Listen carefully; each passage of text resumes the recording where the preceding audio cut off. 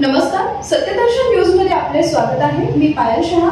एक नजर टाकूया आजच्या ठळक घडामोडीवर। शरद पवारांची राष्ट्रवादी सत्तेत जाण्याच्या तयारीत राज्याच्या राजकारणात मोठा भूकंप घडेल अशा काही चर्चांना सध्या जोराचं उधाण आलंय।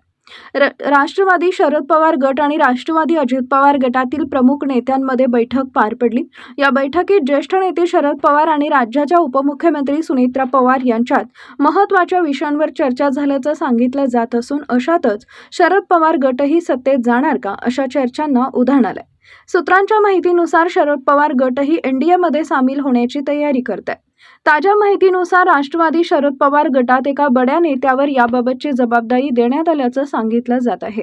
या सर्व घडामोडी पाहता राज्याच्या राजकारणात मोठा फेरबदल होईल की काय असं सांगितलं जात आहे। त्यामुळे या दोन्ही राष्ट्रवादीतील नेते काय प्रतिक्रिया देतात आणि काय निर्णय घेतील याकडे अवघ्या राज्याचं लक्ष लागलंय। आज चर्चा करण्याला अर्थ नाही, पण चर्चा सुरू आहे एवढं मात्र नक्की आहे। आता त्यांना कोणता रस्ता सोयीस्कर असतो, वैचारिक की सत्तेचा?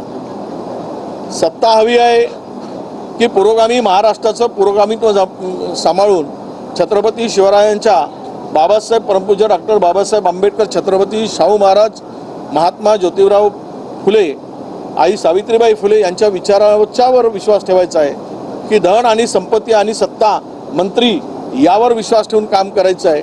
हे त्या लोकांचा संबंध आहे, त्यावर मला भाष्य करायची गरज नाही।